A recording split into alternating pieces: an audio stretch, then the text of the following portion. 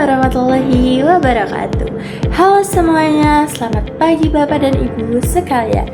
Perkenalkan, nama saya Farania Nindiatosi dari kelas 12-8. Di sini saya akan memaparkan beberapa pembahasan dan juga salah satu materi yang sudah dipelajari sebelumnya oleh Bapak Yopi, yaitu cabang olahraga akuatik, yaitu berenang. Selamat menyaksikan.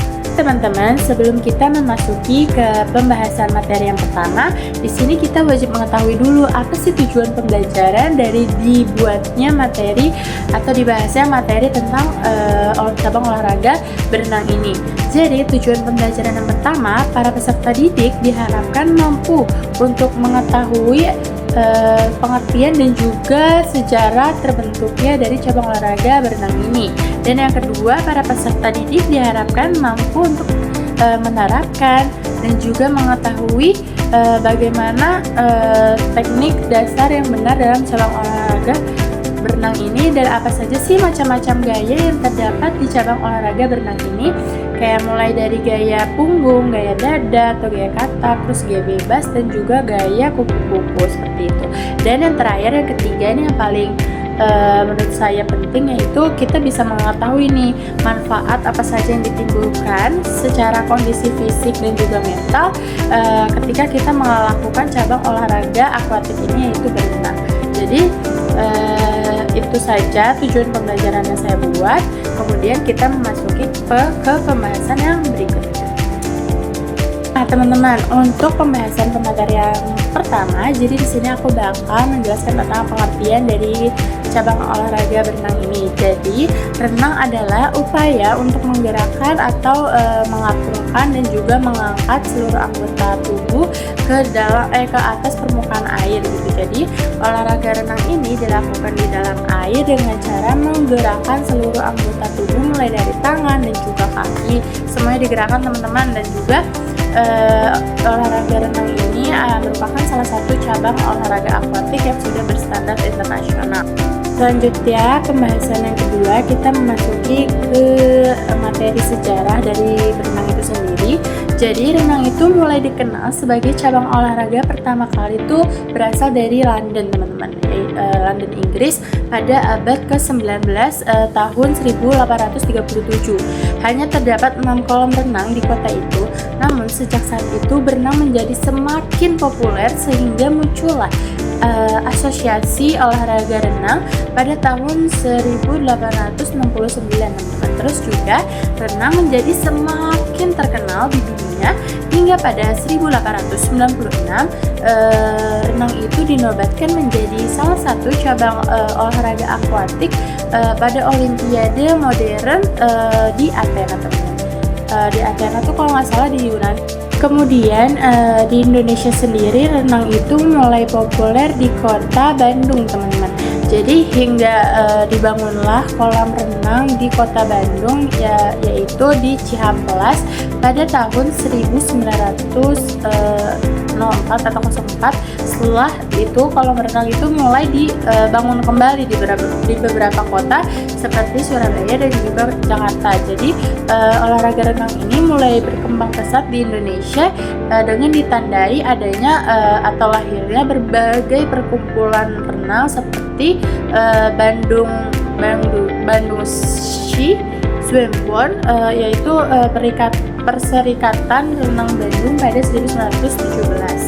Selanjutnya, di sini ada teknik dasar dalam cabang olahraga berenang. Yang pertama yaitu pernapasan. Jadi, teman-teman, latihan pernapasan ini sebaiknya dilakukan sebanyak 10 hingga 15 kali setiap saat melakukan gerakan berenang, teman-teman, atau gerakan pada saat latihan. Kemudian juga ulangi latihan tersebut secara rutin dan terus-menerus sampai kalian semua tuh menemukan irama dari pernapasan kalian sendiri, sehingga kayak lebih memudahkan, teman-teman. Dan yang kedua yaitu mengapung.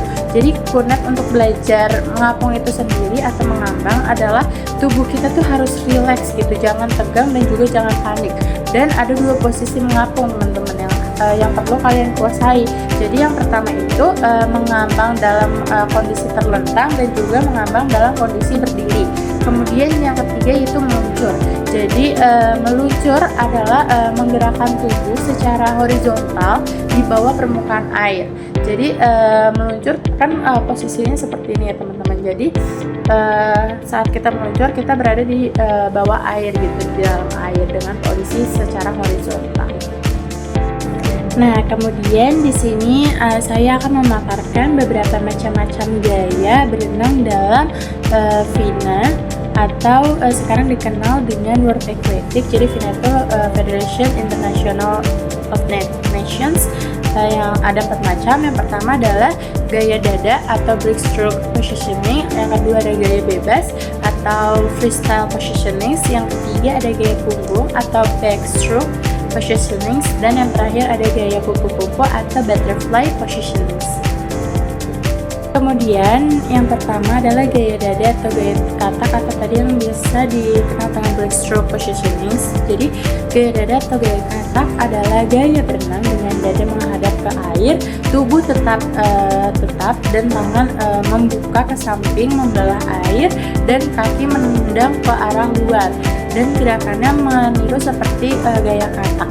Dengan pernapasan dilakukan saat mulut di permukaan air setelah 1 dan 2 gerakan tangan maupun kaki gitu teman-teman. Jadi kita kalau mengambil nafas tuh kayak habis kita melakukan gerakan tangan dan juga kaki, kita langsung ke permukaan air untuk mengambil 1 hingga 2 kali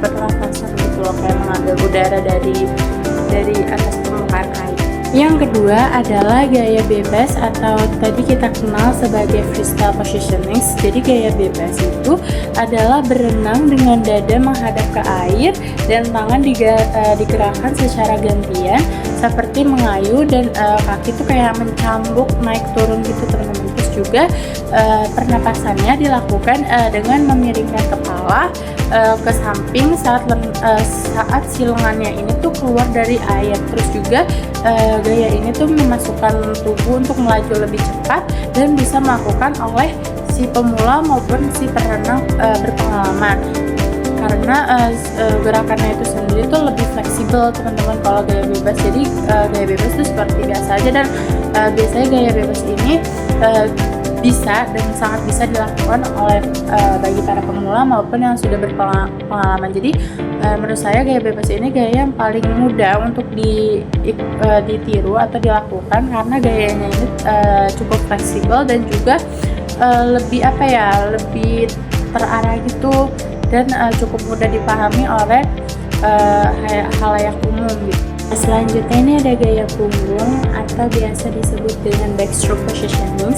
Jadi gaya punggung ini adalah berenang dengan punggung itu tetap menghadap ke arah air, dan juga si wajah itu tetap di atas air supaya lebih memudahkan melakukan pernapasan.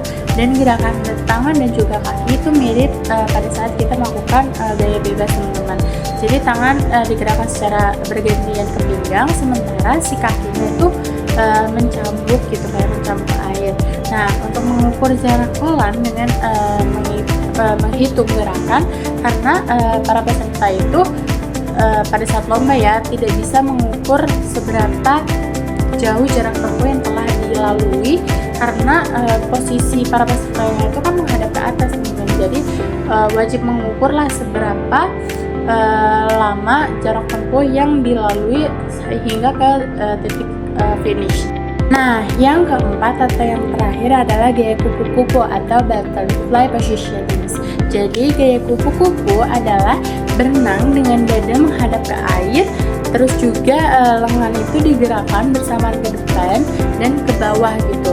Kemudian kaki ini menendang bersamaan seperti sirip lumba-lumba. Kemudian juga pernafasan diatur dan dilakukan saat kepala itu muncul ke air. Kemudian gaya ini memerlukan sekali kekuatan yang besar untuk menghasilkan suatu kecepatan yang lebih tinggi, lebih cepat lagi. Dan juga teknik yang buruk itu tidak bisa ditutupi hanya dengan kuatnya tenaga teman-teman. Jadi benar-benar terlihat gitu seberapa baiknya teknik ini dilakukan secara sesuai dengan aturan yang berlaku gitu. Teman-teman, untuk pembahasan yang terakhir di sini saya akan memaparkan tentang manfaat dari cabang olahraga berenang ini. Jadi ketika kita melakukan atau melatih tubuh kita dengan cara berenang, kita mendapatkan banyak sekali manfaat yang diperoleh dari tubuh kita. Jadi yang pertama, si tubuh ini tuh akan meningkatkan kebugaran jantung dan juga paru-paru, teman-teman. Jadi dengan olahraga berenang membuat si tubuh kita tuh kan bergerak secara aktif, sehingga kerja jantung dan juga paru-paru itu semakin lebih kuat lagi dan juga semakin lebih efisien lagi karena itu kan memompa lebih kencang lagi. Terus yang kedua, melatih kekuatan dan juga kelenturan otot. Jadi dengan gerakan melawan tekanan air itu mampu membuat menguatkan otot gitu. Jadi kan yang bergerak tidak hanya tangan maupun kaki, tetapi juga otot-otot juga ikut tergerak gitu. Yang ketiga yaitu melatih koordinasi gerak tubuh renang dan juga olahraga. Jadi membutuhkan gerakan tangan dan kaki dan juga pernafasan yang teratur sehingga si koordinasi tubuh itu semakin lebih baik lagi.